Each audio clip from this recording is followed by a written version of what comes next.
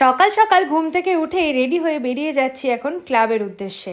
বাড়ি ফিরেই আজকে ওয়েদারটা জাস্ট অসাধারণ। আর এই দেখো রূপোর পলাটা আমি খুব নতুনই কিনেছি। আর গাছেরও কিন্তু ডাল বেরিয়েছে, বর্ষাকালে এটাই বৈশিষ্ট্য। তবে একটা জিনিস জানো, রজনীগন্ধার একদম গন্ধ নেই। জানি না এটা বর্ষার জন্য কিনা, যদি তোমাদের হয় আমাকে প্লিজ জানিও।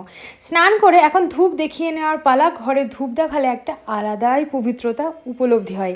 তারপরে এখন আমার স্কিন কেয়ার, এই যে এই জিনিসগুলো কিন্তু আমি আমার স্কিনে অ্যাপ্লাই করি। তারপরে স্নান করে নিল, স্নান করে চলে গেছিলো একটু ডিম আনতে, কারণ ডিমের অমলেটও ওনাকে খেতে হবে। আর এদিকে ভুতকি আর কুলফি দুজনেই অপেক্ষা করছে দাদার জন্য। খাওয়া দাওয়ার পালা। দেখো কতগুলো সবজি খাচ্ছি, কাঁচকলা, পেঁপে সেদ্ধ, আবার কাঁচকলার তরকারি, উচ্ছে করলার তরকারি, মোচার তরকারি, তার সাথে ডিমের অমলেটের ঝোল। ওয়াও! তারপর একটু রেস্ট নিয়ে রেডি হয়ে এখন যেতে হবে তো আমাদের কাজের জায়গায়।